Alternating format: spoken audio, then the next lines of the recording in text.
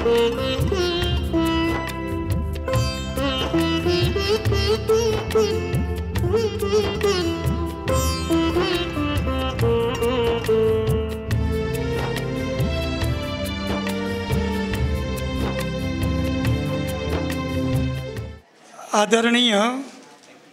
संस्थाना chairman trustee Shri Shantibhai, managing trustee Shri Anilbhai अने आपणा सौना लाडीला प्रमुख श्री रामजीभाई दयाल गाला अने समग्र संघना ट्रस्टीगण, कार्यवाहक समितिना सभ्यों अने धर्मप्रेमी श्रुतज्ञान प्रेमी आप सौ भाई बहनों, श्री रमजान भाई ए आपणा माटे नवा नथी। आ रमजान भाईनु घर छे।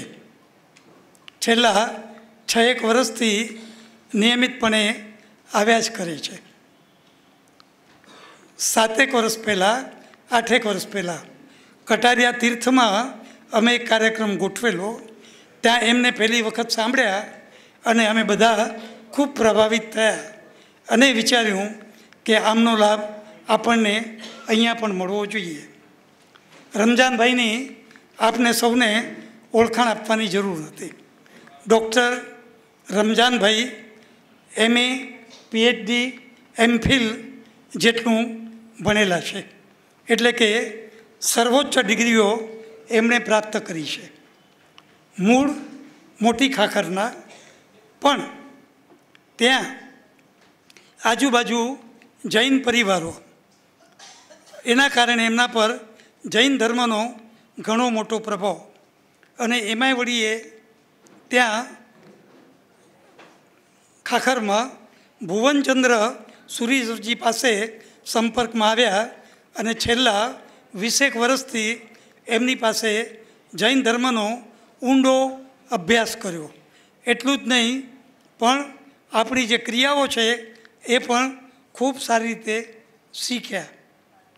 कच्छ यूनिवर्सिटी द्वारा अपातो आचार्य यशवंत शुक्ल सुवर्णचंद्रक पहली वखत एमने अर्पण थयेलो, जे एमनी जीवननी मोटी सिद्धि गणावी शकाय। घणा बधा प्रवचनो एमना यूट्यूब पर आजे मळे छे। घणा बधा अंकोमां नियमित लखता होय छे। समग्र गुजरात सौराष्ट्रमा एमना प्रवचनो थाय छे। साहित्य झरणुं अने रवमां नीरव ए एमना संपादनो छे। मुंबईनी लगभग व्याख्यानमाळाओमां तमने रोज एमना प्रवचनो सांभळवा मळे। अने मोटी वात तो ए छे के जेवा ए साहित्य प्रेमी छे, धर्म प्रेमी छे, एटला ज ए मानव प्रेमी छे। एमणे अत्यारनी उंमरमां ढगलाबंध प्रेमी मित्रों मेळव्या छे। ए एमनी मोटी मूडी छे। तेओ तेमनुं वक्तव्य शरू करे ए पहेला आपणा सौना लाडीला कमलेशभाई देढियाने विनंती करूँ कि तेओ तेमनुं संघ वती सन्मान करे, बहुमान करशे, एमने आदर सत्कार करशे। आजनो एमनो विषय छे भक्तामर एक अभिनव पद्यानुवाद। भक्तामर एक अभिनव पद्यानुवाद। कमलेश भाई एमનું સન્માન કરે, સાથે આપણે પણ પ્રભુની જય બોલાવીએ। બોલો શ્રી મહાવીર સ્વામી ભગવાન, બોલો શ્રીજીના શાસન અને રમજાનભાઈ। પર્યુષણ વ્યાખ્યાનમાળાની આ મજાની પરંપરા અને એના વાહક એવા આપ સૌ, એટલા માટે આપ સૌ કે આયોજકો આયોજન કરે પણ તમે બધા ન હો તો એ આયોજન સાર્થક ન બને। એટલે આ વ્યાખ્યાનમાળાના પ્રમુખ શ્રી કુબડિયા સાહેબ અને સૌ ટ્રસ્ટીગણ અને આપ સૌ સુજ્ઞજનો, પ્રાજ્ઞજનો, મિત્રો, સ્વજનો, ઘણા બધા ચહેરાઓ અહીંયા પરિચિત હોય એટલે એ ચહેરાઓ જોઈને જ રાજી થવાની ઘટના આપોઆપ શરૂ થઈ જાય. એટલે એવા સ્વજનોની વચ્ચે પોતાના આપ્તજનો પાસે આપણે કેટલીક માગણીઓ કરી શકતા હોઈએ. એટલે નાના ટાબરાઓનું મોટેરાઓ પાસે એ રીતે ચાલી જાય. કુબડિયા સાહેબ પાસે એક અરજી કરી કે આ વખતે મારે ભક્તામર સ્તોત્ર પર વાત માંડવી છે, આપ જો રજા આપો તો.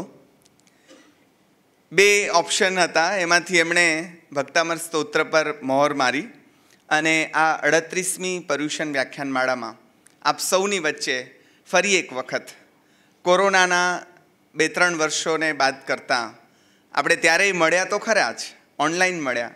મારે આ સંસ્થાનો એ રીતે પણ આરંભે આભાર માનવો જોઈએ કે આવા કપરા કાળમાં પણ એમણે આ પરંપરાએ ચાલુ રાખી અને અમારા બધા સાથેનો નાનેરાઓ ટાબરાઓ છીએ તરત નાતો છૂટી જાય પણ કુબડિયા સાહેબ અને આપ સૌ એ નાતો અકબંધ રાખીને બેઠા છો. અને અહીંયા મને 2 રીતે આવવાનું ગમે છે. એક તો મારું વાગડ જે છે એ મને અહીંયા દેખાય છે જ્યાંથી હું આવું છું. એક કવિને અમે ભણાવીએ છીએ, જયંત પાઠકને, એની કવિતા છે, થોડો વગડાનો શ્વાસ મારા શ્વાસમાં. હું જરા ફેરવીને કહું છું, થોડો નહીં, આખે આખો વાગડનો શ્વાસ મારા શ્વાસમાં છે. અને જેના શ્વાસમાં વાગડનો શ્વાસ છે એવા આપ સૌ સ્વજનોની વચ્ચે ભક્તામર સ્તોત્રની વાત મારે માંડવાની છે. આજે જ્યારે આ વિષય ઉપર બોલવા મળ્યું છે ત્યારે 3 બાબતોનો આનંદ મારે છે. એક, મારી ગમતી કવિતા વિશે વાત કરવાની તક મળી. 2, મારા માટે બહુ આનંદની વાત એ છે કે જે મારા ગુરુજનનો અહીં ઉલ્લેખ કરવામાં આવ્યો એવા મારા પરમ ઉપકારી પરમ પૂજ્ય મહોપાધ્યાય શ્રી ભુવનચંદ્રજી મહારાજ, પાર્શ્વચંદ્ર ગચ્છ વરિષ્ઠ એવા એ અધ્યાત્મ યોગી સાધુ પુરુષ, એ મારા ગુરુ તો છે પણ આ કાવ્યના અનુવાદક પણ છે. પદ્યાનુવાદ એમણે કર્યો છે, પોતે બહુ જ સારા અનુવાદક છે. બાલમંદિર પણ નથી ગયા એવા આ સાધક જીવ 13 ભાષાઓ જાણે છે અને કચ્છીનો અંગ્રેજી પદ્યાનુવાદ પણ કરી શકે. અને મને જણાવતા આનંદ થાય કે આત્મજ્ઞાન અને સાધનાપથ જેવું અમરેન્દ્ર વિજય મહારાજ સાહેબનું અતિ ગહન જે પુસ્તક છે એનું અત્યારે તેઓ અંગ્રેજી ટ્રાન્સલેશન કરી રહ્યા છે. કવિ તેજની કવિતાઓને પ્રથમ વખત અંગ્રેજી પદ્યના રૂપમાં લાવવાનો શ્રેય પણ ઉપાધ્યાય શ્રી ભુવનચંદ્રજીને જાય છે. એમણે જ આ કવિતાનો સરળ ગુજરાતી પદ્યાનુવાદ કર્યો છે. પદ્યમાં અનુવાદ, પાઠાંતર નહીં. ગદ્યમાં એની વાર્તા લખી છે એમ નહીં, પદ્યમાં એનો અનુવાદ કર્યો છે અને કેવો કર્યો છે એની તો વાત હું કરું છું. ત્રીજો આનંદનો વિષય એ છે મિત્રો કે આ જે પદ્યાનુવાદ છે એનું સૌ પ્રથમ વખત પ્રકાશન જ્યારે થયું ત્યારે પૂનમચંદ્રજી મહારાજ સાહેબ એટલે કે સ્થાનકવાસી 8 કોટી મોટી પક્ષના આચાર્ય ભગવંત એવા પૂનમચંદ્રજી સ્વામીના જન્મ શતાબ્દી વર્ષે એમના શિષ્યો એવા મુનિ શ્રી જીતેન્દ્ર મુનિ અને અત્યારે તારાચંદ મુનિ પણ એવા સાહેબના કલ્યાણ મિત્ર છે. એટલે એમણે એમાં એ પ્રકાશનનો લાભ લીધો. એટલે એમના એક સ્થાનકવાસી સાધુ ભગવંતના શતાબ્દી વર્ષ નિમિત્તે આ નાની પુસ્તિકા પદ્યાનુવાદની પ્રકાશિત થઈ. એટલે વિશેષ આજે જ્યારે સ્થાનકમાં મારે વાત માંડવાની છે ત્યારે એનો વિશેષ આનંદ આરંભે વ્યક્ત કરું. ભક્તામર સ્તોત્રની રચના આપ સૌ જાણો છો તેમ માનતુંગ સુરીજીએ કરી છે અને આજથી 1701 વર્ષ, થોડા એનાથી પણ વધારે, એટલા વર્ષ પૂર્વેની આપણી આ રચના છે. અમે લેસનના માણસ એટલે જે લેસન કર્યું એમાં વચ્ચે એ આવ્યું કે એવી પ્રભાવક આ રચના છે કે જેના ઉપરથી નેમી ભક્તામર અને પછી સારસ્વત ભક્તામર એવી બીજી કૃતિઓ પણ જેના આધારે લખાય એવું આ ભક્તામર સ્તોત્ર. અને આપને જણાવતા ખૂબ આનંદ થાય કે એના ગુજરાતીમાં એકાધિક અનુવાદો થયા છે, હિન્દીમાં પણ થયા છે, અંગ્રેજીમાં પણ થયા છે અને અન્ય ભાષાઓમાં પણ થયા છે.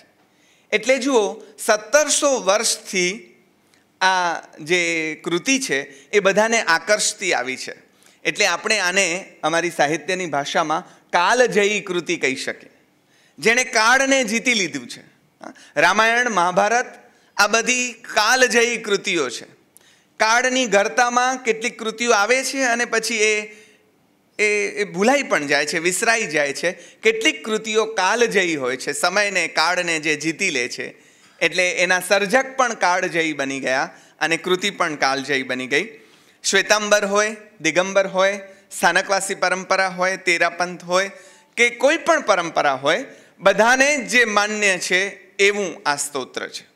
એટલે હા, એક વાત એવું છે કે દેરાવાસી પરંપરામાં 44 ગાથાનું ભક્તામર સ્તોત્ર ગવાય છે અને સ્થાનકવાસી પરંપરામાં 48 ગાથાનું જે ભક્તામર છે તે ગવાય છે. આપણે આજે 48-48ની વાત માંડવાના છીએ એટલે આપણને પોતીકું લાગશે. મૂળ જે કાવ્ય છે એ વસંત તિલકા છંદમાં છે.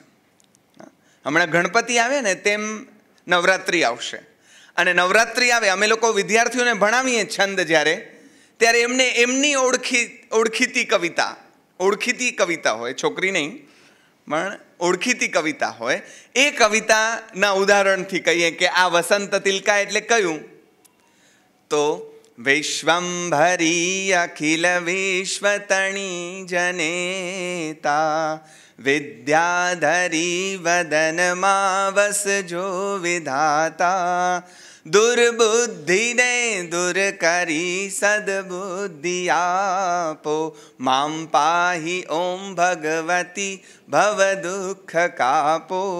આ વસંત તિલકા. દરેક છંદ એટલો સરસ છે, એટલો સરસ રીતે ગવાય. કાલે મારે રત્નાકર 25 વિશે બોલવાનું હતું તો પહેલાં હરિગીતમાં આવ્યું તો હરિગીતની 10 લીટી મારાથી બોલાઈ ગઈ. અહીંયા હું મારી જાતને કંટ્રોલ કરીશ, સામે જ ઘડિયાળ રાખ્યો છે. એટલે ભક્તામર પ્રણત મૌલિમણિ પ્રભાણા. આપ સૌ ગાશો તો મને ટેકો મળશે. હા, ફરીથી. ભક્તામર પ્રણત મૌલિમણિ પ્રભાણા મુદ્યોતકમ દલિત પાપતમો વિતાનમ સમ્યક પ્રણમ્ય જીન પાદયુગમ યુગાદા વાલંબનમ ભવજલે પતતા જનાનામ. મોટો અવાજ અહીંયાથી આવ્યો. સશક્તિકરણનો જ સમય છે અને આમ પણ બહેનો આપણાથી ઘણી રીતે આગળ છે એટલે તમામ માતાઓને વંદન છે. વસંત તિલકામાં બહુ જ મધુર એવો આ અક્ષરમેળ છંદ, અને અક્ષરમેળ છંદમાં અક્ષરોની સંખ્યા નિશ્ચિત હોય એમ અમે વર્ગમાં કહીએ તો આના વસંત તિલકાના 14 અક્ષર છે. બીજા અમે ભણાવીએ 17 અક્ષરના 4 છંદ, મંદાક્રાંતા, શિખરિણી, હરિણી અને આ વગેરે વગેરે, પૃથ્વી, જસ જસ યલગા, મભનત ગા ગા વગેરે વગેરે. પણ એનો ક્લાસ નથી આ, નહીંતર બીજી વાર મને બોલાવશે નહીં. પણ 14 અક્ષરનો આ જે છંદ છે વસંત તિલકા, જૈન દર્શનમાં 14નો આંકડો 2 સંદર્ભોમાં વિશેષ પ્રસિદ્ધ છે. એક 14 રાજલોક છે અને બીજું 14 ગુણસ્થાનક છે. તો એક રાજેશ સુરીજી આના ઉપર એક સરસ પરિચય પુસ્તિકા આપી છે, મારે તમને એ બતાડવી પણ જોઈએ. બહુ જ સરસ છે અને ઉપડે નહીં એટલો મોટો ગ્રંથ પણ એના ઉપર એમણે લખ્યો છે. બહુ જ અભ્યાસપૂર્ણ રીતે એમણે કામ કર્યું છે. તો એમણે સરસ લખ્યું કે 14 રાજલોકમાં જેનો પ્રભાવ પડે એવું આ કાવ્ય. અને બીજી મજાની વાત એ કે 14 ગુણસ્થાનકોનું આરોહણ કરતાં આપણને કરી મૂકે એવું આ કાવ્ય છે. એટલે એ રીતે 14 વસંત તિલકાને એણે સાર્થક કર્યું છે.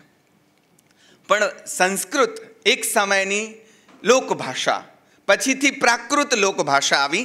એટલે ભગવાને જે આપણને વાત કરી, ધર્મ સમજાવ્યો, પ્રબોધ્યો, એ ત્યારની લોકભાષામાં કહ્યો, એટલે કે પ્રાકૃતમાં કહ્યો. હા, પછી ધીરે ધીરે આપણી ભાષા છે એ ધીરે ધીરે એના સ્વરૂપ બદલતા ગયા અને એક સમયે જે સહજ હતું આપણા માટે એ હવે આપણા માટે દુષ્કર થવા માંડ્યું. એટલે હવે એ સંસ્કૃતને પચાવવી, સમજવી અઘરી પડે.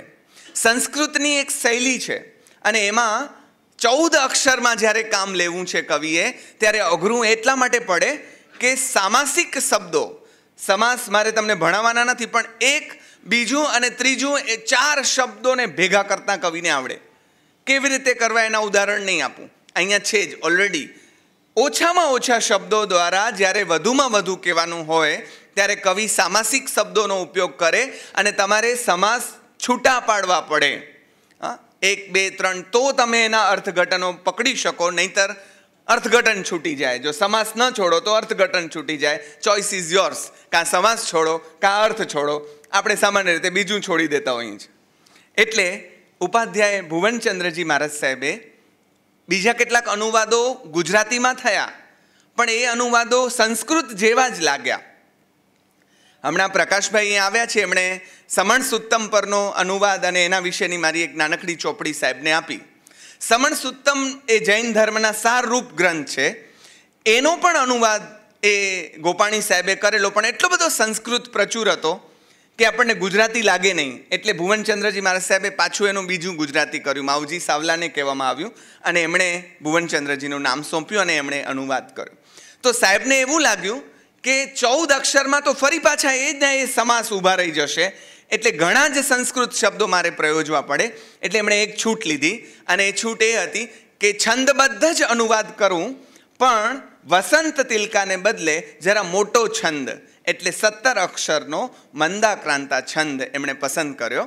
અને મંદાક્રાંતાને તમે બધા ઓળખો છો. જેણે કલાપીનું નામ સાંભળ્યું હોય એના માટે કલાપી ઇઝ ઇક્વલ ટુ મંદાક્રાંતા. આપણે ત્યાં મજા એ છે, નરસિંહ ઇઝ ઇક્વલ ટુ ઝૂલણા જ, કલાપી ઇઝ ઇક્વલ ટુ જાણે મંદાક્રાંતા થઈ ગયું છે. એમ રે પંખીડા સુખથી ચણજો, ગીતવા કાંઈ ગાજો, શાને આવા મુજથી ડરીને ખેલ છોડી ઉડો છો. આ પંક્તિ ઉપરથી મને એક નાનકડી વાત યાદ આવી, હું નામ કહ્યા વગર કહીશ.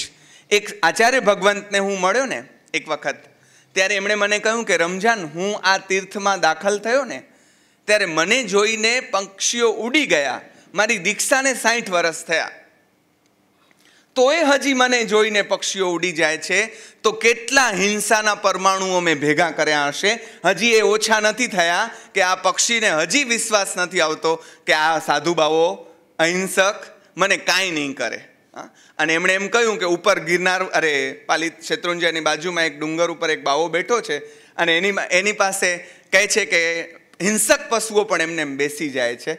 તો રમજાન, આ શીખવામાં ને અર્જિત કરવામાં થાપ ખાઈ ગયા. આપણે જરા પોતાની જાતને આવું પૂછીએ કે કેટલા જણા આપણી આસપાસ બેસે છે ત્યારે એને નિર્ભયતા ફીલ થાય છે, તો આપણે અહિંસાના પગથિયા ચડ્યા છીએ એમ કહેવાય. તો આવું એક મંદાક્રાંતા છંદ એ એમણે પસંદ કર્યું અને એમાં આખી કવિતા આપણને આપી. પણ એ કવિતાની વાત કરતાં પહેલાં એની જે નાનકડી કથા છે એ તમે જાણો છો, પણ એ જે બધા મિત્રો નવા નિશાળિયા અમારી જેમ હોય એને આખી અથથી ઇતિ વાત કરવી પડે. તો એવી કથા મળે છે કે ભોજ રાજાના સમયમાં 2 સંસ્કૃતના મોટા કવિઓ થયા, એક મયુર અને બીજા બાણ. બાણ તો સામાસિક શબ્દો માટે એટલા બધા પ્રસિદ્ધ છે, કાદંબરી જેણે આપી એ બાણ. તો મયુર એણે સૂર્યદેવની સ્તુતિ કરી અને પોતાને થયેલો કોઢ જે છે એ મટાડ્યો. સૂર્યદેવ પ્રસન્ન થયા. એ સમયની વાત છે. અમે લોકો સાહિત્ય ભણાવીએ ત્યારે સાહિત્યના 6 પ્રયોજન બતાવીએ. કાવ્યમ યશશે અર્થકૃતે વ્યવહાર વિદે શિવેત રક્ષતએ કાંતા સંમિત તયોપદેશ યુજે અને સદ્ય પરિનિવૃત્તએ. કવિ શું કામ કવિતા લખે? એમાં 6 પ્રયોજનોમાંથી એક પ્રયોજન આ છે, શિવેતરનું. શિવેતર એટલે અકલ્યાણ, એના નિવારણ માટે. અકલ્યાણ કોઈ પણ ફોર્મમાં હોઈ શકે. પછી એ અંકલ ટોમ્સ કેબિન નામની ચોપડી હોય એ અમેરિકામાંથી ગુલામી પ્રથા દૂર કરી દે અને એમ આખા પ્રદેશનું, એક લોકનું, એક સમાજનું અકલ્યાણ નિવારી દે. પણ અહીંયા પર્સનલ અકલ્યાણ કે કોઢ થયો છે તો હવે દેવને પ્રસન્ન કરવા માટે એ સ્તોત્ર રચશે અને દેવ પ્રસન્ન થઈને એને રોગ મુક્ત કરશે. એ સમયની વાત છે અને આપણે તમારે એને સ્વીકારવી નહીં સ્વીકારવી એના ચર્ચામાં આપણે નહીં પડીએ. એ જ રાજાના દરબારમાં એને ચેલેન્જ કરતા, એટલે મયુરનું આ થયું તો મહાકવિ બાણને એવું કહેવાય છે કે એણે પોતાના હાથ કાપી નાખ્યા. દંતકથા પણ હોઈ શકે. હાથ કાપી નાખ્યા અને ચંડી દેવીના પાઠ દ્વારા એને પ્રસન્ન કરી. કવિતામાં મૂળ આમાં કહેવાનું એ છે કે શબ્દની શું તાકાત હોય. શબ્દની મંત્ર જે આપણે કહીએ છીએ એ મંત્ર આખરે શબ્દ છે, પણ એ મંત્ર એવો શબ્દ, એવો ગૂંટાયેલો શબ્દ છે અથવા તો એવો તાકાતવાળો શબ્દ છે કે જે કમાલ કરી શકે, જેને આપણે દેશી ભાષામાં ચમત્કાર કહીએ છીએ. તો એ ચમત્કાર કરી શકે, પણ એમાં સરી પડીશું તો સાધનામાં નહીં આગળ વધાય, એટલે એની બહુ હું વાત નહીં કરું. પણ એવી રીતે રાજા ભોજે એ કથા એમ કહે છે કે કેવડાવ્યું કે આ બધા તો વૈદિક પરંપરાના કવિઓ થયા, જૈનો પાસે કોઈ એવો કવિ છે કે જે પોતાની કવિતા દ્વારા આવી રીતે કંઈ ચમત્કાર બતાવી શકે. ત્યારે માનતુંગ સુરીને બોલાવવામાં આવ્યા છે અને એમણે એમ કહ્યું કે અમારા તો વિતરાગ પરમાત્મા હોય, એ કોઈ ચમત્કાર કરે નહીં.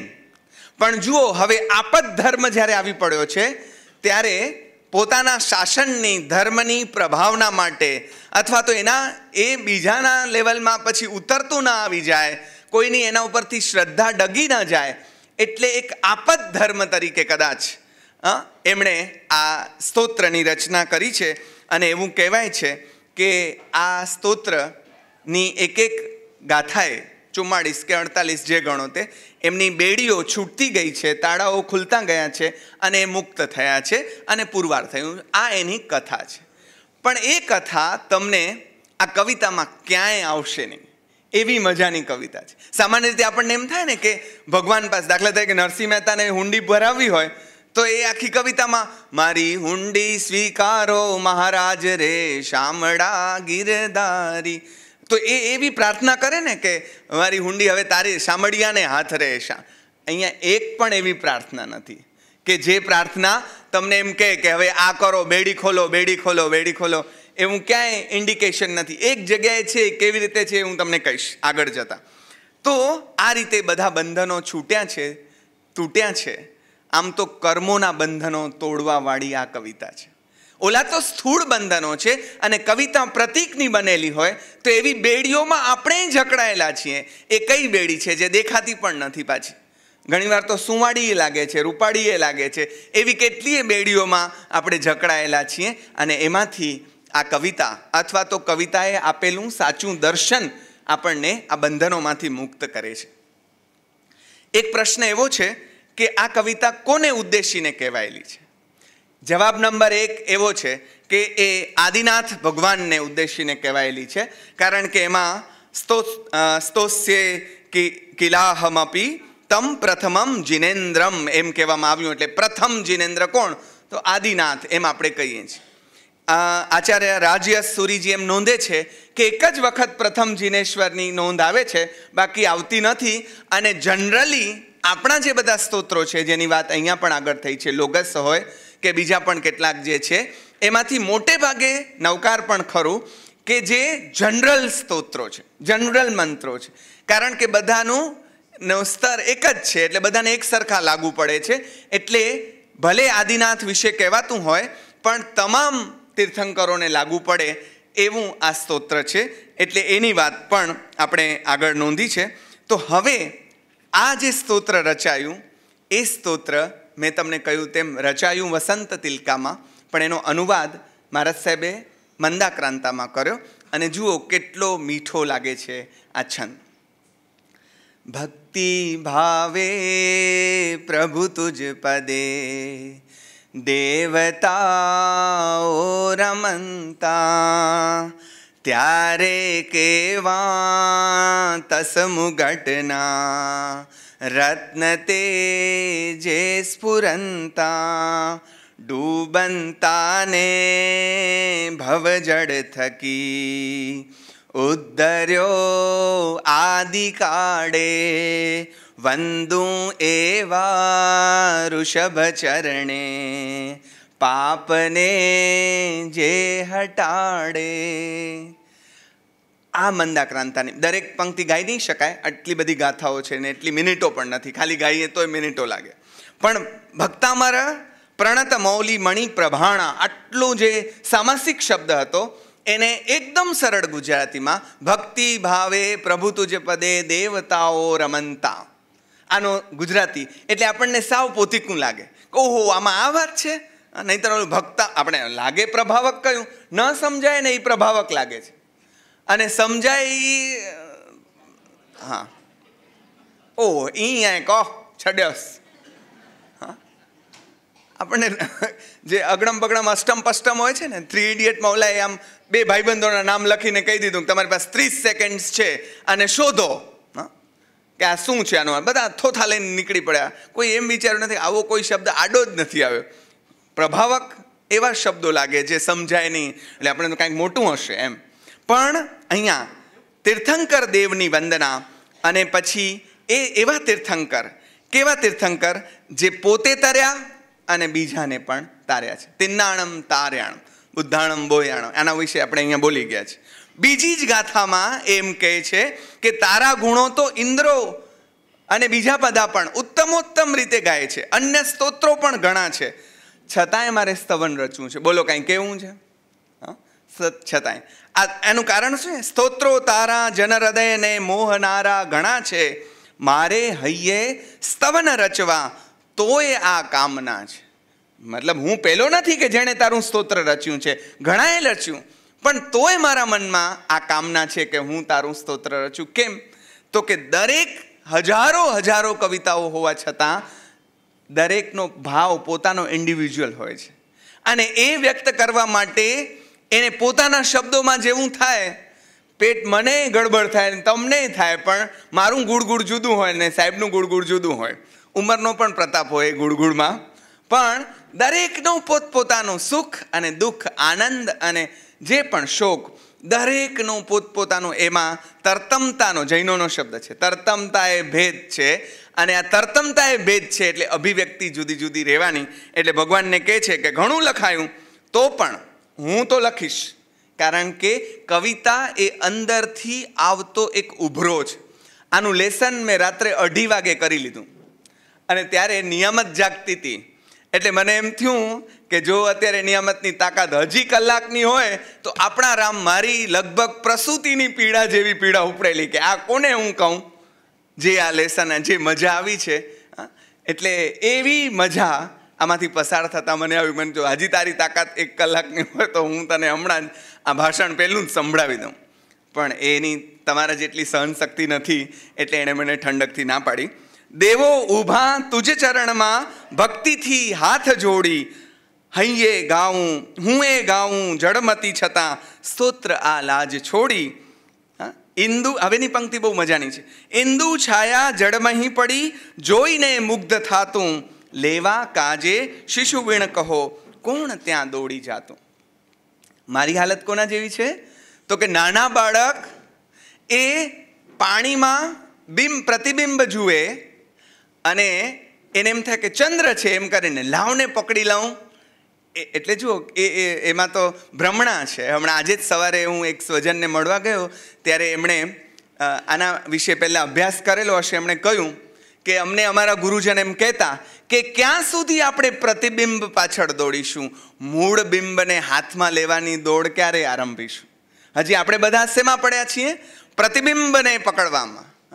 પ્રતિબિંબને આપણને હજી આલંબન જોઈએ છે. આપણી અવસ્થા એ છે અલબત્ત, પણ લક્ષ્ય એવું જોઈએ કે આ આલંબન પણ છૂટે અને પછી મૂળ બિંબ ક્યારે હાથમાં આવે. મૂળ બિંબ એટલે ભગવાનની મૂર્તિ કે ભગવાન પોતે નહીં, આ પોતે જ, તું પોતે જ, એ મૂળ બિંબ છે. તો એને પકડવાની કોશિશ. પણ હે વિભુ, દેવો તારા ચરણમાં વંદન કરે છે.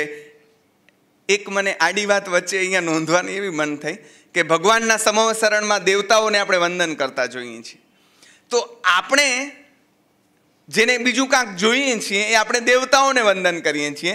જેની પાસે બધું છે એવા દેવતાઓને બધામાંથી છૂટવું છે એટલે એ ભગવાનને વંદન કરે છે. જુઓ, આ ક્રોસ વેન્ટિલેશન છે, જરાક જુદા પ્રકારનું. આપણને દેવોના દેવ પાસે જવું જોઈએ, એને બદલે ઘણીવાર એવું પણ બને છે કે આપણે એક પગથિયે અટકી જઈએ છીએ. અહીંયા દેવોને વિશે કોઈ દ્વેષભાવ નથી અથવા એમની કોઈ અવહેલના નથી, પણ ત્યાં અટકી જવાનું નથી. દેવદેવીમાં આપણે અટકી જઈએ તો હજી જીન શાસનને બરાબર સમજ્યા નથી, એ પણ આ કવિતા આપણને શીખવાડી જાય છે.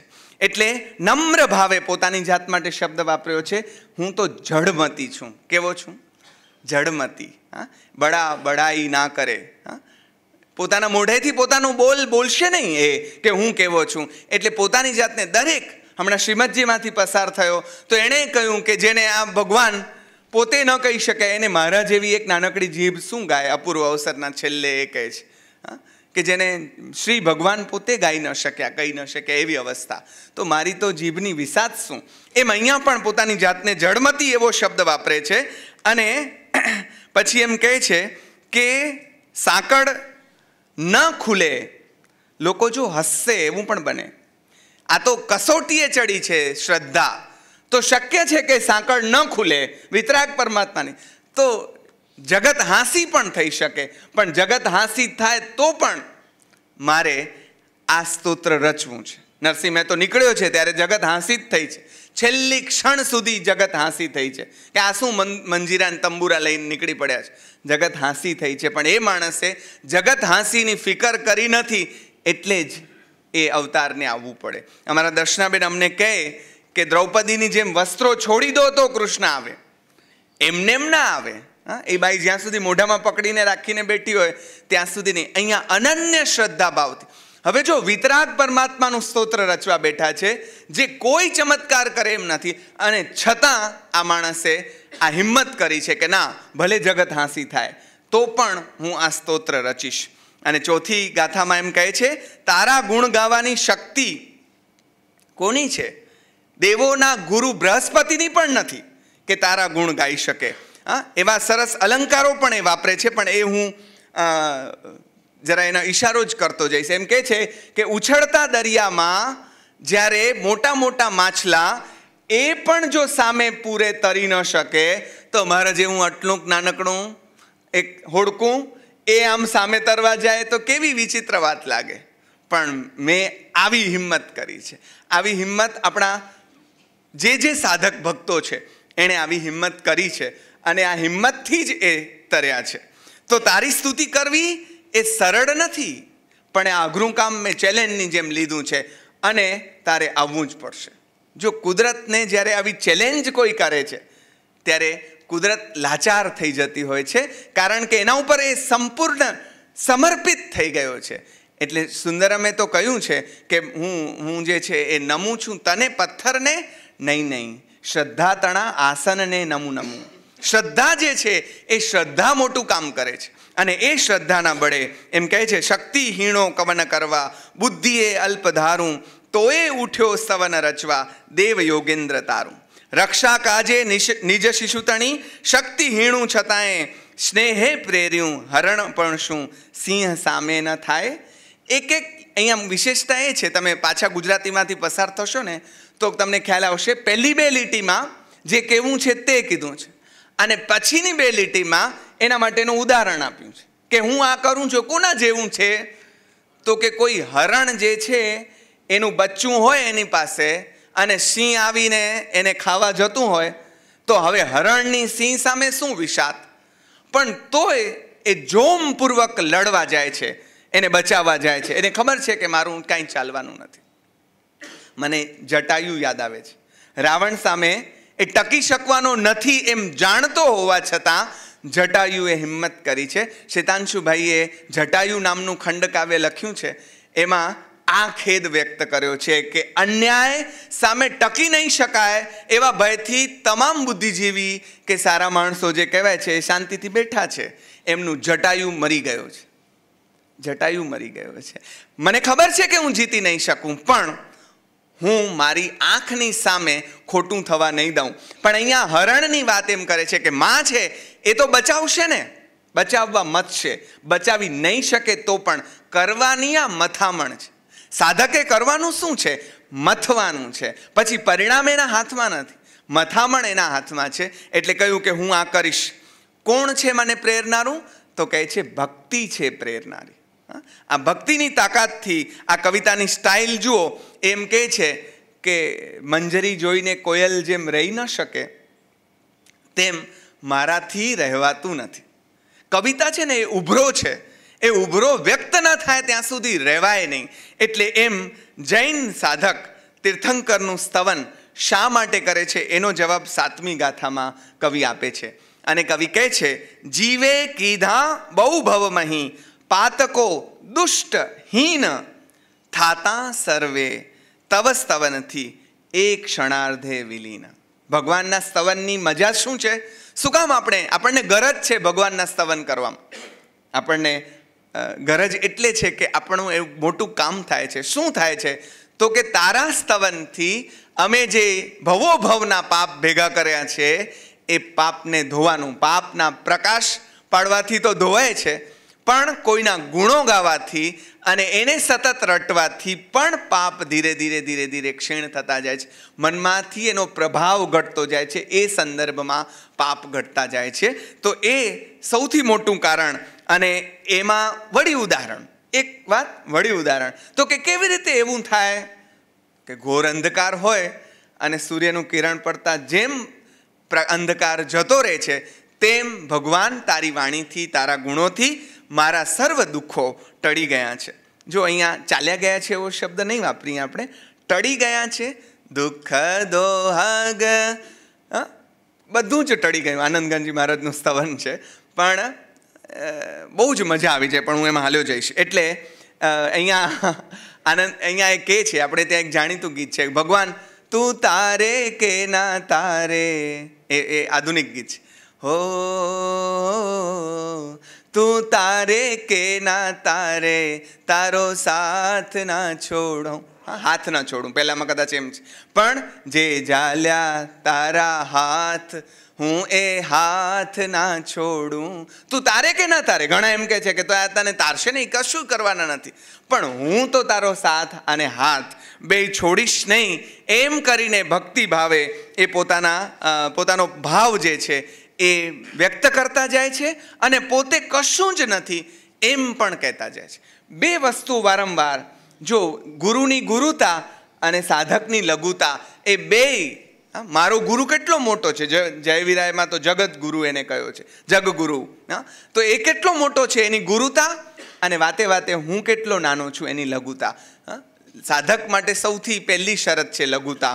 એટલે હું કરું એ જ અજ્ઞાનતા, એ જ્યાં સુધી હોય સકટનો બહાર જેમ શ્વાન તાણે, ત્યાં સુધી અધ્યાત્મમાં આગળ ન વધાય. એટલે હવે શું કહે છે? આશા રાખું ભવિક જનને, સ્તોત્ર આ પ્રિય થાશે.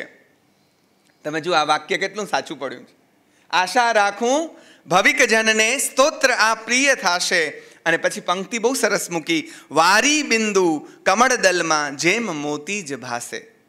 કવિતા તો જુઓ, સ્તોત્ર કેવું પ્રિય થશે એ તો આપણે સમજીએ છીએ. 1700 વર્ષ પછી એની ચર્ચા થાય, પ્રિય ન હોય તો ન થાય. પણ અહીંયા કવિતાની કમાલ આ છે. આ ભારતીય દર્શન અને ભારતીય કવિતા છે. બેને અમને ભણાવતા જ્યારે કે ભારતીય દર્શન કેમ કવિતા મોટી છે, ત્યારે એ કહેતા કે પશ્ચિમની કોઈ મહાકાવ્ય હોય ને, એનો નાયક દોડતો બતાડે તો એમ કહેવામાં આવે કે એનો નાયક એવો દોડ્યો જાણે ઘેટાની પાછળ ભરવાડ દોડ્યો. આ ઉપમા ત્યાંની. અને આપણી ઉપમા મહાભારતની, તો કે યુધિષ્ઠિરના ગાલ પરથી પ્રસ્વેદનું બિંદુ એવી રીતે સર્યું જાણે શ્વેત કમળપત્ર પર ઝાકળ. જાણે શ્વેત કમળપત્ર પર ઝાકળ. કમળનું ફૂલ બીડાયેલું હોય અને સૂર્યનું કિરણ પડે અને ધીરેથી એ ઝાકળનું બિંદુ સરકતું નીચે આવે. યુધિષ્ઠિરના ગાલ પરનો પરસેવો એવો લાગે છે. આ વ્યાસનું વ્યાસત્વ છે. આ આપણી કવિતા છે. એટલે અહીંયા જુઓ તમે શું કહે છે? વારી બિંદુ, પાણીનું બિંદુ ટીપું છે કમળદલમાં જેમ મોતી જ ભાસે. આ કવિની નમ્રતા પણ છે કે પોતાની કવિતાને કે એ મોતી કહેતા નથી. આ તો ભગવાનની વાત છે ને એટલે મોતી લાગે છે, મારી કવિતા મોતી નથી. પણ કમળદલમાં પાણીનું ટીપું પડ્યું તો એ મોતી જેવું લાગે છે નહીં. જુઓ આ નમ્રતા. મારી કવિતા એ મોતી છે નહીં, પણ ભગવાનનું નામ એમાં આવ્યું ને એટલે મોતી જેવું તમને લાગે છે. અને 9મી ગાથામાં કવિનું કાવ્ય તત્વ તો જુઓ. તારા સ્તોત્રે અગક્ષય થતા તે તણી વાત ન્યારી, તારી વાતો પણ પ્રભુ બધા દુઃખને ટાળનારી. પ્રાતઃકાળે દિનકર હજી હોય ના આભ દ્વારે, પેલી ઉષા કમલદલને શીઘ્ર શું ના ઉગાડે. તું નહીં, તું હજી આવ્યો હોય એ પહેલાં જ તારો પ્રતાપ આવી જાય. સૂર્ય આવે એ પહેલાં ઉષા આવે. ઉષા અને સંધ્યાને વાતો તમારી માટે અજાણી નથી, પણ એ ઉષા આવે ત્યાં જ અજવાળું આવી જાય છે. હજી સૂર્ય આવ્યો નથી. ભગવાન તારે સીધું કશું કરવાનું પણ નથી. ભગવાનની કૃપા કઈ રીતે કામ કરે? તું છો સ્વામી ત્રિભુવન અલંકાર, તું મોક્ષદાતા, લોકો તેથી તવ ગુણતણા, ભાવથી ગીત ગાતા. આપણે શું કામ ગીત ગાઈએ છીએ? તો એટલા માટે કે એ ગુણ આપણને જોઈએ છીએ. એટલે એમ કહે છે ગાતા ગાતા તુજ સમ થતા. શું કામ ગીત ગાઈએ છીએ? ગાતા ગાતા તુજ સમ થતા, નોએ એમાં નવાઈ. અને હવેની પંક્તિ બહુ સરસ છે. સાચો સ્વામી સહજ કરતો, આશ્રિતોની ભલાઈ. સાચો સ્વામી કયો છે? કયો સાચો સારો શેઠ? જે શેઠ તમને પોતા સરીખો કરી દે, એ સાચો શેઠ. નહીતર શેઠ કેવો હોય? આમ તમારું બહુ રાખે બહુ રાખે બહુ રાખે, પણ તમને કાયમ નોકર જ રહેવા દે. આ શેઠ એવો છે કે જે શેઠ તમને પોતા સરીખો શેઠ બનાવી દેશે. અને ગાતા ગાતા આપણે ત્યાં એક પ્રભુ તારા જેવું મારે થાવું છે, પ્રભુ તારું ગીત મારે ગાવું છે. અને ગીત ગાતા ગાતા જે ફાયદો થશે એ મજા આ થશે કે હું તારા જેવો થઈ જઈશ. પણ આ સાચું સ્વામીપણું છે. એટલે જૈન તીર્થંકરો માટે આ સંદર્ભમાં વિશેષ સ્વામી એવો શબ્દ પ્રયોજાયો છે કે આ સાચો સ્વામી કહેવાય, જે દાસને પણ સ્વામીપણા સુધી લઈ જાય છે. અને હવે 11મી થી 34મી ગાથા સુધી ભગવાનના આ પોતાના મનની વાતો, કેટલીક બીજી બધી વાતો એમાં આવી. અને હવે 11 થી 34મી ગાથા સુધી તીર્થંકરોના બાહ્ય અને અભ્યંતર જે ગુણો છે એનું વર્ણન આવે છે. 11મી ગાથામાં ભગવાનના અનુપમ રૂપની વાત એ કરે છે. એવું રૂપ કે જે રૂપના પ્રેમમાં પડી ગયો છે કવિ. અને એમ કહે છે કે એટલો તો એ મીઠો લાગે છે કે હવે બીજે ક્યાંય જવાનું મન થતું નથી. ઉપાધ્યાય યશો વિજયજી મહારાજ સાહેબનું એક સ્તવન છે, એમાં એમ કહે છે ઝીલ્યા જે ગંગા જલે રે. એ વૈષ્ણવજનના ઢાળમાં બહુ સરસ ગવાય. ઝીલ્યા જે ગંગા જલે રે જી, હો જી તે છિલ્લર જલ નવી પેસે રે. ગંગા જળમાં ના આવે, છિલ્લર જલમાં પેસે. અને માલતી ફૂલે મોહિયા જે, માલતી જેવું સરસ ફૂલ જેને મળ્યું અને એના પ્રેમમાં જે પડ્યો તે બાવડ જઈ નવ બેસે રે. ગિરુવારે ગુણ તુમ તણા. બહુ અદ્ભુત સ્તવન છે. પણ અહીંયા બાવડ ઉપર બીજે ક્યાં કેમ નથી જતો? એનો જવાબ છે કે આ ભગત છે એ બીજા ચમત્કારિક દેવો તો ઘણા છે. આનંદગંજી કોઈ કહે લીલા રે અલખ અલખ તણી રે, લખ પૂરે મન આશ, કપટ રહિતને લીલા નવી ઘટે રે, લીલા દોષ વિલાસ. આ આપણો જૈન સાધુ અને શ્રાવક બરાબર જાણે છે. એટલે બીજી જગ્યાએ વટલાતો નથી, ફંટાતો નથી. અને એ કહે છે દિશે સ્વામી ત્રણ જગતમાં સર્વથી તું સવાયો, કેવા દ્રવ્યે પ્રશમમય આ દેહ તારો ઘડાયો. અને હવેની કવિતાની પંક્તિઓ બહુ સરસ છે કે તું કેટલો રૂપાળો ને કેટલો સરસ છો.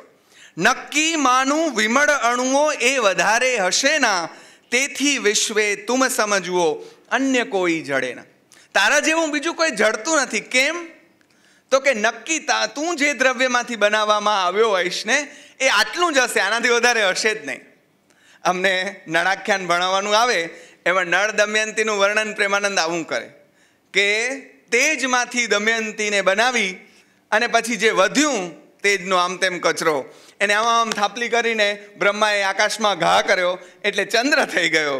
તો ચંદ્ર જો આવો તેજવાળો હોય તો આવી દમયંતી કેવી હોય? નળ પણ એવો જ છે ભાઈઓ, જરાય ગભરાવું નહીં. નળ એટલો જ દેખાવડો છે અને દમયંતી પણ દેખાવડી.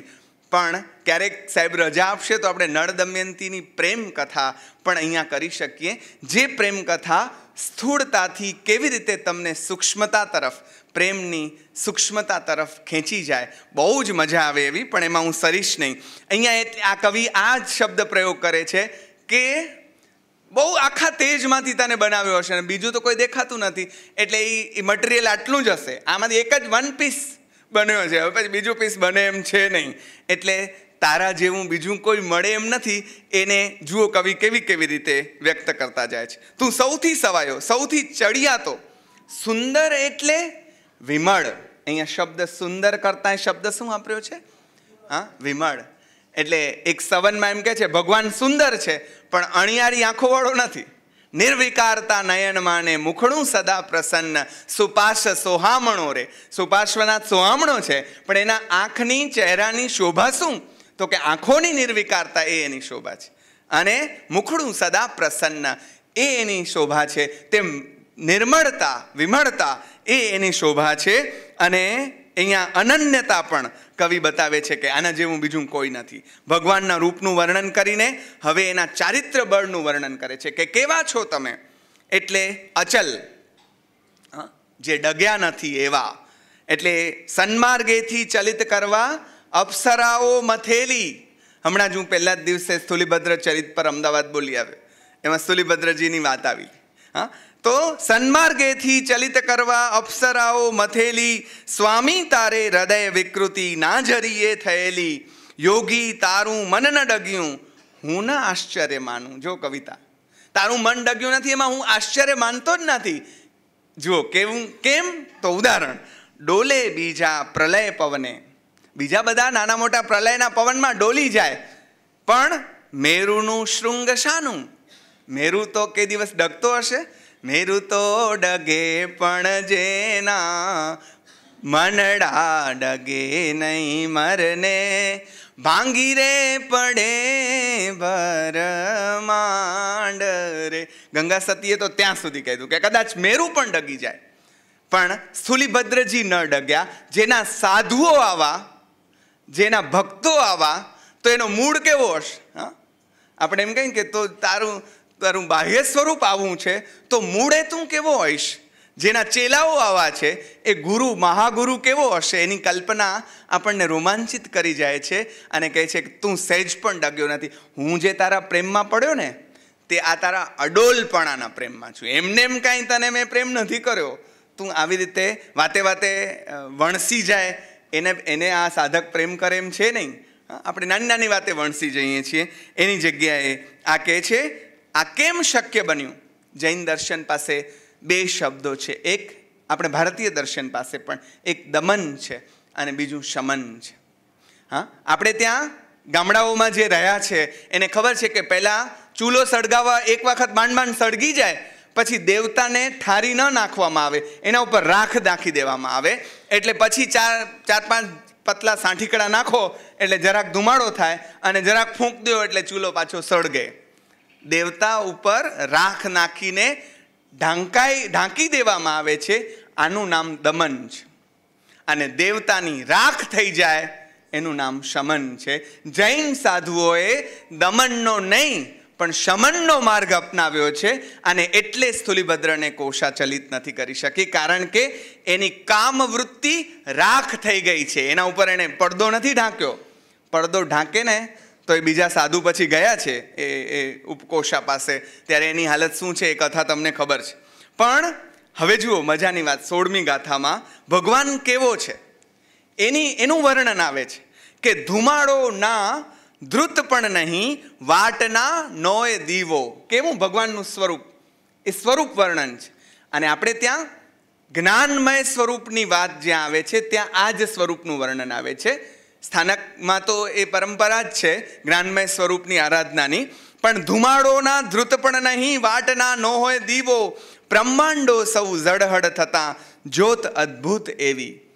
બ્રહ્મા જળહળાટ, પણ આપણને વળી નરસિંહ યાદ આવ્યા કરે. જળહળ જ્યોત ઉદ્યોત રવિકોટમાં. અને એણે જ એમ કહ્યું કે આ ઈશ્વર કેવો છે કે જેને બત્તી વીણ તેલ વીણ સૂત્ર વીણ જો વળી અચળ ઝળકે આ અનલ દીવો.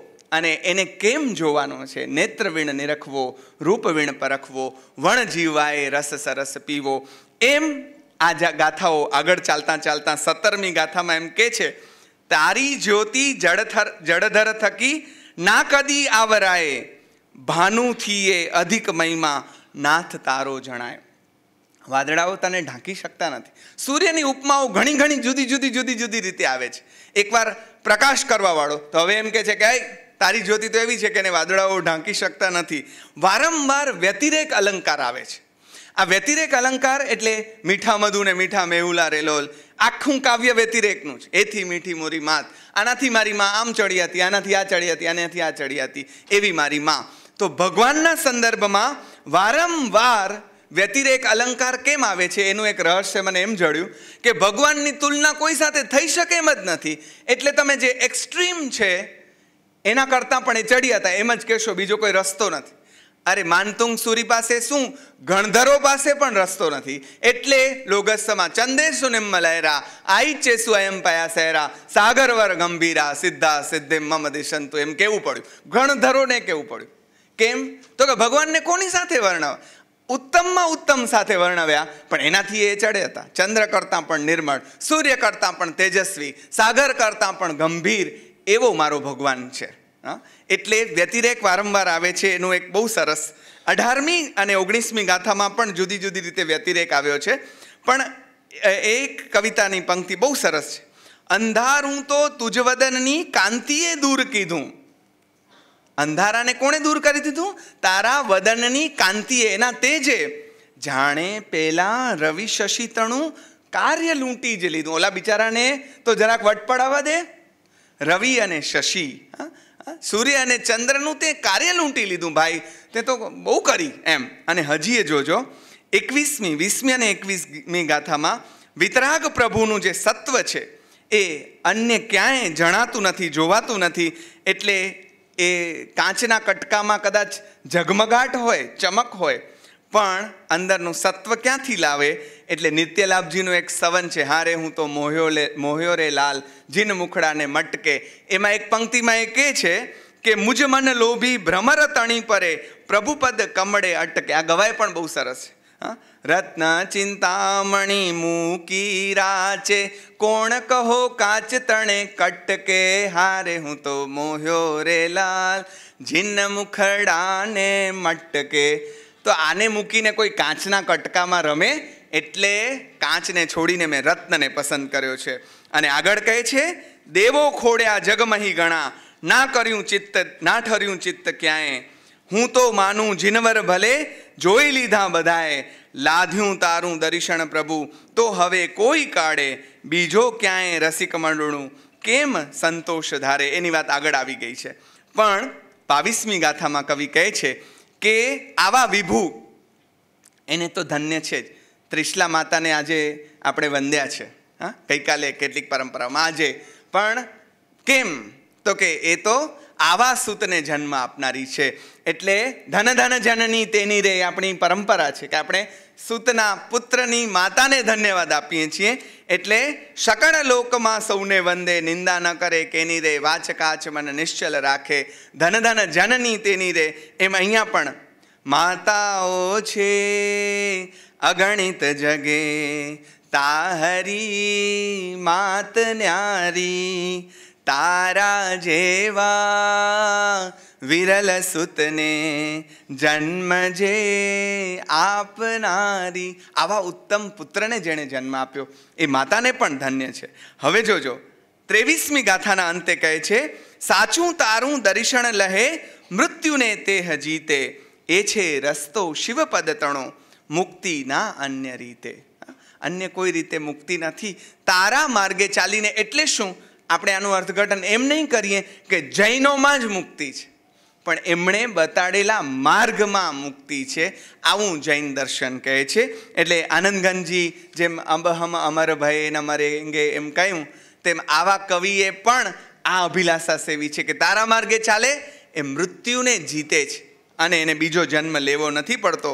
24મી ગાથામાં શુદ્ધ ચૈતન્યમય રૂપનું વર્ણન છે. અને એ કેવું છે? તો કે બધાને પોતપોતાની દ્રષ્ટિએ પોતપોતાનો લાગે છે એવો છે. ભગવાન કેવો છે? દરેકને પોતપોતાનો લાગે છે, જુદો જુદો. રામ કહો, રહેમાન કહો, કૌ કાન કહો મહાદેવરી, પારસનાથ કહો કૌ બ્રહ્મા, સકલ બ્રહ્મ સ્વયમેવરી. ભાજન ભેદ કહાવત નાના, એક મૃતિકા રૂપરી, તૈસે ખંડ કલ્પના રોપિત, આપ અખંડ સ્વરૂપરી. એ જ વાતને અહીંયા આ કવિએ જુદી રીતે અહીંયા મૂકી કે તમે કેવા છો? સચ્ચિદાનંદ રૂપમ, શિવોહમ શિવોહમ, જે વૈદિક પરંપરામાં કહે છે એ પણ તું જ છો. સચ્ચિદાનંદ રૂપ પણ તું જ છો એવા ભગવાનની હું ગાથા કરું છું. અને 25મી ગાથામાં બહુ સરસ કહ્યું, બોધિ તારી નિર્મળ જગે તું જ છે બુદ્ધ સ્વામી. બીજી પરંપરાઓ સાથેના ભગવાનોની સાથે જોડ્યું, કારણ કે અન્ય પરંપરાઓ ભેગા રહેતા હતા. જો આ સમન્વય સાધવાનું કામ જૈન કવિઓએ બહુ સરસ કર્યું છે. મારે હમણાં અમદાવાદમાં મેં કહ્યું કે જૈન કથાઓમાં અન્ય પરંપરાઓના ખૂબ દ્રષ્ટાંતો અને એની વાતો આવે છે. જૈન કથાઓની વાતો અન્ય વૈદિક આદિ પરંપરાઓમાં ક્યાંય આવતી નથી. બહુ જ રેરલી કોઈ કે કરી હોય તો અમારા અભ્યાસમાં આવશે ત્યારે હું કહીશ. પણ તું બુદ્ધ છો કારણ કે તારી બુદ્ધિ નિર્મળ થઈ ગઈ છે. તું શંભુ છો એટલે કે શિવ છો કારણ કે તું બધાનો કલ્યાણકામી છો, બધાનું કલ્યાણ કરનારો છો. તું બ્રહ્મા છો કારણ કે તે ધર્મ સૃષ્ટિની રચના કરી છે. અને તું વિષ્ણુ છો કારણ કે આખા જગતનું ધર્મના માર્ગે સંચાલન તું કરે છે. આ સંદર્ભમાં તું આ છો, આ સંદર્ભમાં છો તું આ છો. અને હવે 26મી જે ગાથા છે, 10 મિનિટમાં મારી વાત સંકેલી લઈશ. બહુ ઝડપથી હવે છલાંગ લગાડવી પડશે અને ઇઝી થઈ પડે એવું છે. હવેની પછીની ગાથાઓનું કારણ તમને છલાંગ લગાડવાનું સહેલું થઈ પડશે. પણ આ ગાથા તો આપણે બધાએ ગાવી જ પડે એવી ગાથા છે. તો ભ્યમ નમઃ ત્રિભુવના તિહરાય નાથ, તો ભ્યમ નમઃ ક્ષિતિતલા મલભૂષણાય, તુભ્યમ નમઃ સ્ત્રીજગત પરમેશ્વરાય, તુભ્યમ નમો જિનભવો દધિશોષણાય. હવે આનું ગુજરાતી એકલું હું ગાઈશ. વંદું છું હું જિનવર્તને વિશ્વના દુઃખ હારા, વંદું છું હું જિનવર્તને વિશ્વ શોભાવનારા, વંદું છું હું જિનવર્તને વિશ્વના ઈશ પ્યારા, વંદું છું હું જિનવર્તને પાર ઉતારનારા. જેણે પાર ઉતાર્યા છે એવા જિનેશ્વર ભગવંતને હું વંદું છું. હવેની જે પંક્તિ છે બહુ જ મજા પડી જાય એવી, સૌથી વધારે ગમી એવી પંક્તિ આ છે 27.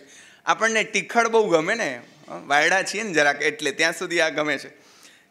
27મી ગાથામાં કવિતાની જે શૈલી છે વ્યાજસ્તુતિ અલંકારની. અહીંયા બાકીના અલંકારો વાપરી લીધા, હવે વ્યાજસ્તુતિ. વ્યાજસ્તુતિ પ્રેમાનંદનો પ્રિય અલંકાર છે. એ પ્રશંસા કરાવે તો આપણને એમ થાય કે નિંદા કરે છે, અને નિંદા કરાવે તો ખબર મૂળમાં તો પ્રશંસા હોય. એટલે એ કહે છે કેવી રીતે વ્યાજસ્તુતિ પ્રયોજ્યો છે અલંકાર. તારા માહે સકળ ગુણ જે, સાંભળજો ધ્યાનથી તો પકડાઈ જશે તરત જ. આ એના સરળ ગુજરાતી અનુવાદનો પ્રતાપ છે કે તમને સમજાવવા માટે રમજાન અસણિયાની જરૂર નહીં પડે. એટલે તારા માહે સકળ ગુણ જે નાથ આવી વસ્યા છે, એમાં ન હોય અચરજ કશું, અન્ય આધાર ક્યાં છે.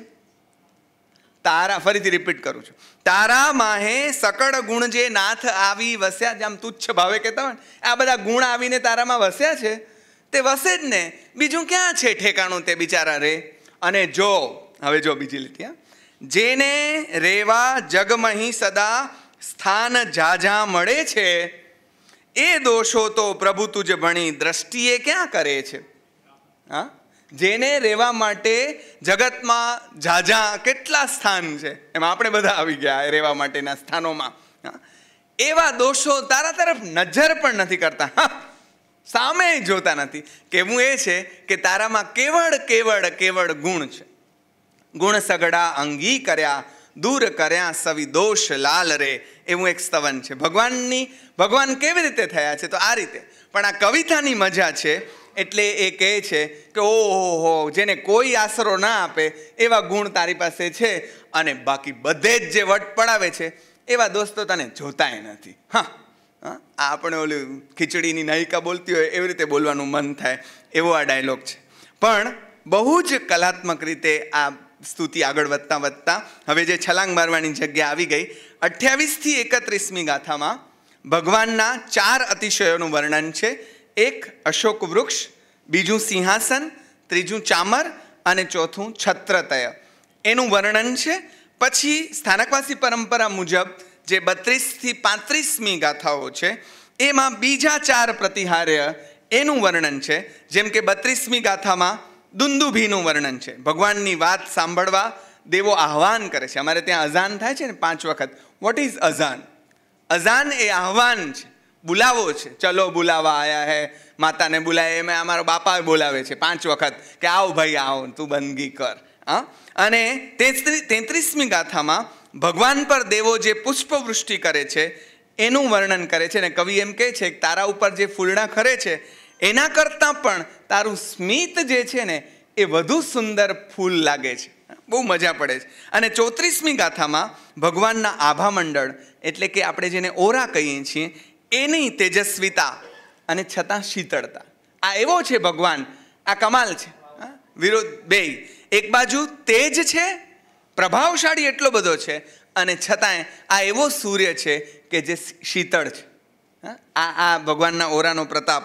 અને 35મી ગાથામાં ભગવાનની વાણીનો પ્રતાપ જે અર્ધમાગધીમાં હતી પણ દરેકને પોતપોતાની ભાષામાં સમજાતી હતી એનું વર્ણન આવે છે. અને 36મી ગાથામાં કવિ એને વંદન કરે છે. 37મી ગાથામાં એમનો ધર્મસભાનું વર્ણન કરે છે, સમવસરણની વાત આવે છે. અને હવે 38મી 46મી ગાથા પણ જમ્પ લગાડી શકાય એવી છે. એટલે બરાબર ટકોરે વાત પૂરી થઈ જશે, ચિંતા કરતા નહીં. 38 થી 46મી ગાથા એટલે કુલ 9 ગાથાઓમાં એમણે જે વર્ણન કર્યું એ સમયના પ્રસિદ્ધ 8 મહાભયના નિવારણની વાત કરે છે. હવે જુઓ, અહીંયા એમાં એક જગ્યાએ એ હું તમને કહું, પણ એ 8 મહાભય સમયની બલિયારી છે. આ 8 ભય હવે તમારામાંથી આમાં કેટલાકને નહીં હોય. એક હાથીનો ભય આપણને નથી. એક સમય હતો મહાભારતના યુદ્ધમાં હાથી એવો બધો કે ભીમને યુદ્ધ છોડીને એને કંટ્રોલ કરવા જવું પડે. હાથીના ભયથી ભગવાનની સ્તુતિ તમને અભય કરે છે. બીજું, સિંહનો ભય, આપણને ભય લાગે પણ હવે અહીંયા જાહેરમાં આવતો નથી. અગ્નિનો ભય એ હજે પણ છે. પણ સર્પનો ભય, યુદ્ધનો ભય, ગમે ત્યારે યુદ્ધ ચડાવી થઈ શકે અને માણસને મારી શકે એટલે એનો ભય રહેતો. સમુદ્રનો ભય લાગતો માણસને બહુ જ, અને રોગનો ભય લાગતો, અને છેલ્લે એમ કહેતા કે બંધનનો ભય છે. એટલે એવા 8 ભય એમણે બતાડ્યા જે એ સમયના મહાભય કહેવાતા. એમાંથી ભગવાન તારું જે સ્તવન છે એ આ ભયમાંથી મુક્ત કરવાનું છે.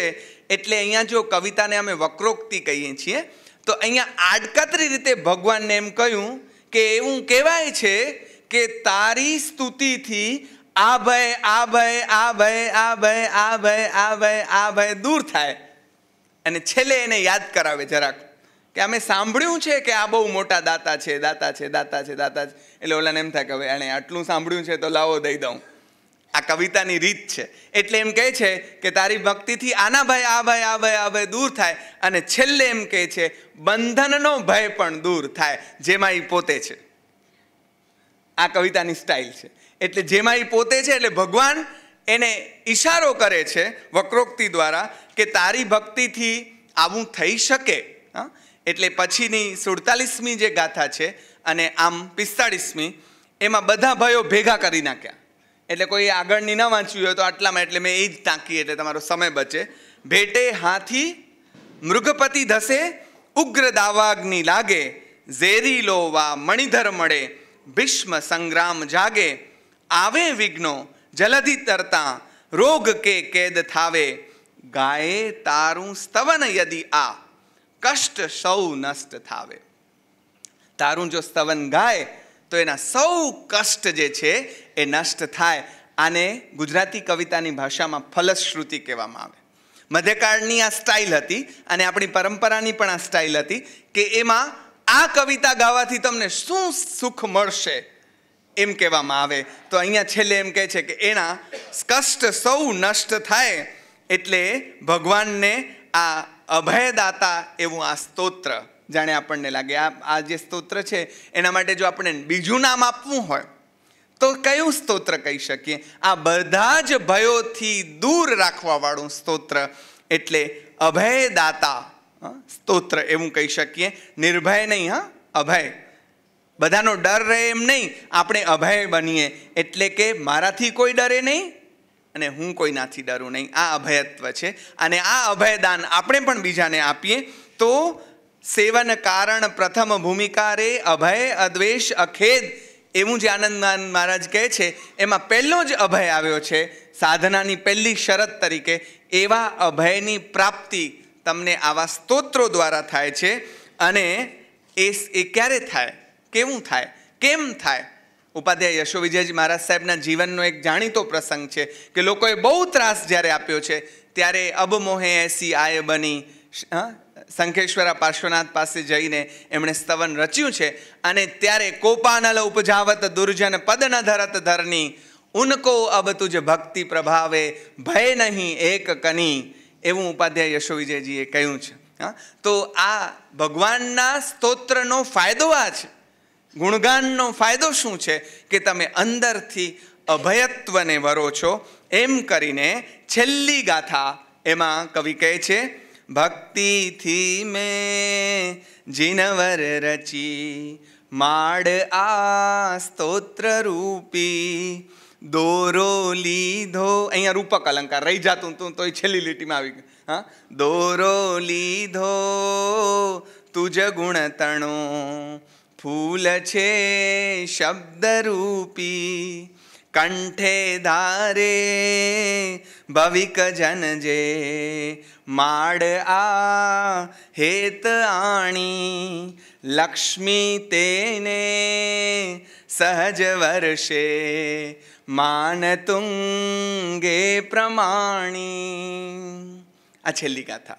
હવે 3 થી 4 મિનિટમાં મારી વાત પૂરી કરું.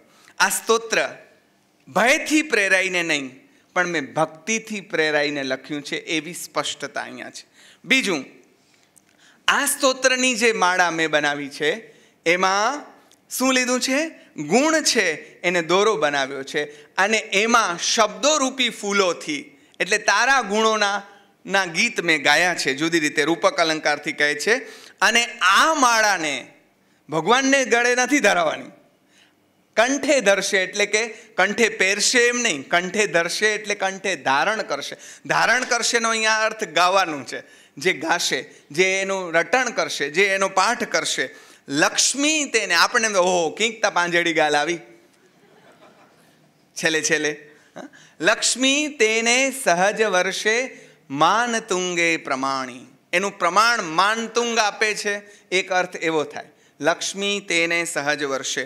આ લક્ષ્મી એટલે ધનલક્ષ્મી તો ખરી જ, પણ આચાર્યોએ જે લખ્યું કે જ્ઞાન લક્ષ્મી, હમણાં જ ઓફિસમાં મારી જેની ચર્ચા થઈ હતી, સંસ્કાર લક્ષ્મી, વૈરાગ્ય લક્ષ્મી, અધ્યાત્મ લક્ષ્મી, છેવટે કૈવલ્ય લક્ષ્મી અને સૌથી છેલ્લે મોક્ષ લક્ષ્મી.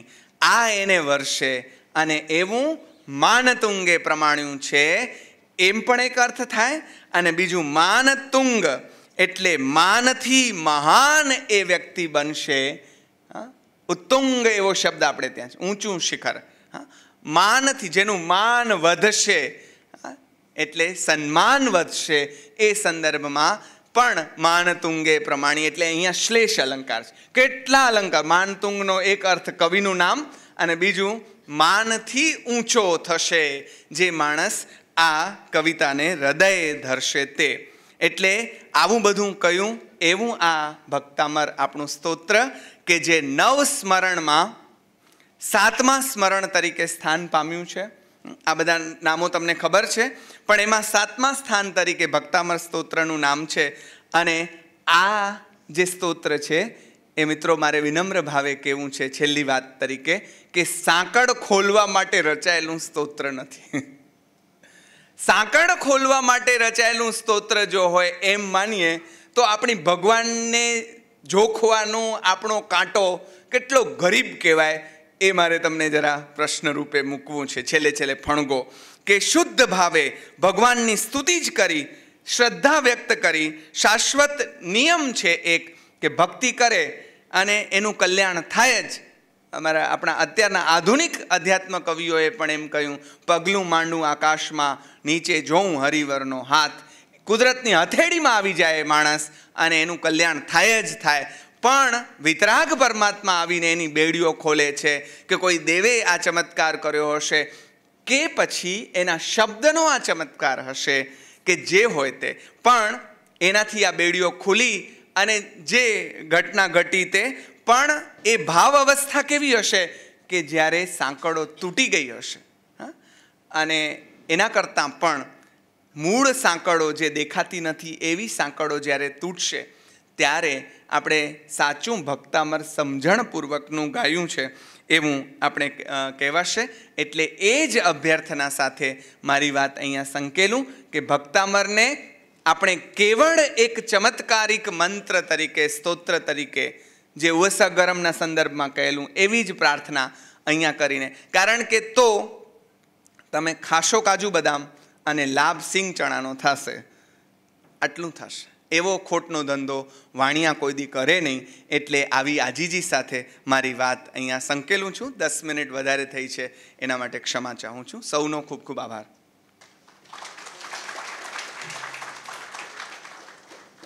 રમજાનભાઈ બોલતા હોય, ગાતા હોય, આપણે બધા એના પ્રેમમાં પડતા આવીએ અને પછી સમાપન કરવાનું આવે ત્યારે એમ લાગે કે બાસુંદીના સબડકા ઉપર સબડકા લેવાતા હોય અને વચ્ચે કાંકરો આવી જાય તો કઈ દશા થાય. એવી દશા મારે તમારી કરવી નથી. એટલી જ વાત કરશું આપણે કે અત્યાર સુધી આપણે ભક્તામર તો વર્ષોથી બોલીએ જ છીએ, ગાઈએ જ છીએ, પણ માત્ર બોલીએ ને ગાઈએ છીએ.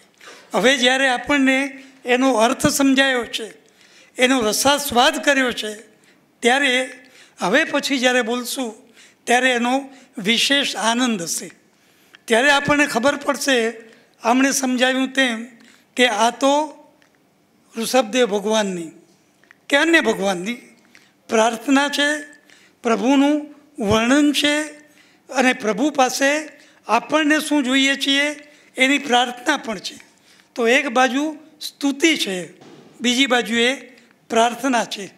અને એ સમજીને જ્યારે આપણે જઈએ ત્યારે એ સમજવાનો આનંદ વિશેષ થાય.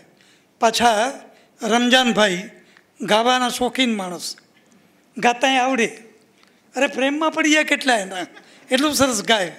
એ જ્યારે ગાય એટલે આપણે સ્વાભાવિકપણે જ જે મંદાક્રાંતા છે, એ મંદાક્રાંતા એટલે મને એમ લાગે છે કે જે વસ્તુ રત્નાકર 25માં બની, મૂળ રત્નાકર 25 સંસ્કૃતમાં, પછી એનો ગુજરાતી અનુવાદ થયો. આપણે જે બોલીએ છીએ એ ગુજરાતી અનુવાદ છે. દાન પણ દીધું નહીં, શિયળ પણ પાળ્યું નહીં, મૂળ એ સંસ્કૃતમાં, પણ એનું પાછળથી શામજી માસ્તરે જે ગુજરાતી કર્યું એ વધારે લોકપ્રિય થયું. એવી રીતે આ મંદાક્રાંતામાં રચાયું છે. એટલે સમય જતાં સંસ્કૃત સમજાય ઓછું અથવા ન પણ સમજાય. અને આ મંદાક્રાંતા મને તો ગાતા આવડે નહીં, તો પણ અમે લોકો સ્કૂલમાં સરસ ગાતા.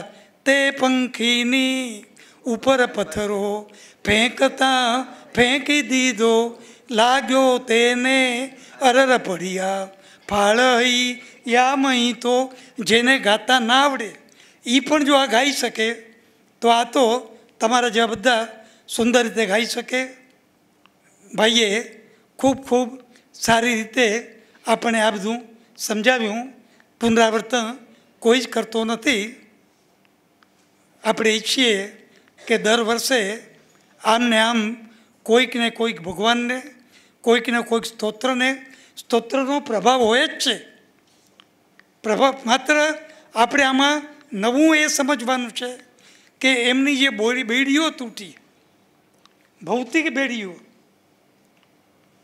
આ બેડીઓ નહીં, પણ જીવનમાં આપણી પાસે રાગ, દ્વેષ, કામ, ક્રોધ, મદ, લોભ, આ બધી જે બેડીઓ છે એ બધી બેડીઓ આપણે તોડવાની છે. અને એ તૂટે એટલે મોક્ષનો માર્ગ આપણને મળે.